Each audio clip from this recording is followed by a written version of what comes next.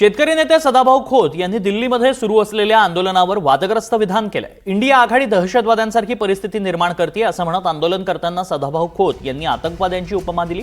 धर्मेंद्र प्रधान यांचा राजीनामा घेऊ नये अशी सदाभाऊ खोत यांची मागणी आहे। दरम्यान या वक्तव्यावरून खोतांनी स्पष्टीकरण दिलंय। मी आंदोलकांना दहशतवादी म्हणत नाही असंही त्यांनी म्हटलंय।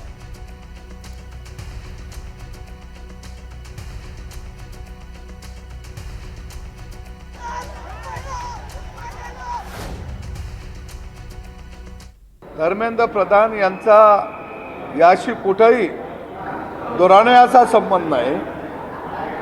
त्या खात्यांतर्गत जे प्रकरण झालं ते प्रकरण त्यांनी लावून धरलं, चौकशीचे आदेश दिले, परंतु इंडी आघाडीला, महाराष्ट्रातल्या महाविकास आघाडीला एनकेन प्रकारे केंद्रातलं आणि राज्यातलं जे सरकार आहे यांच्या विरोधामध्ये अफवा पसरवणे, सरकारच्या विरोधामध्ये वातावरण तयार करणे, सातत्यानं खोटं बोलत राहणे, ह्या आंदोलनामध्ये इंडिया आघाडी, महाविकास आघाडी ही आतंकवादासारखी परिस्थिती या देशामध्ये निर्माण करू पाहत आहे। पण मी यांना सांगतो, एक मी स्पष्ट करतो की मी आंदोलन करणाऱ्यांना दहशतवादी, आतंकवादी म्हणत नाही आहे।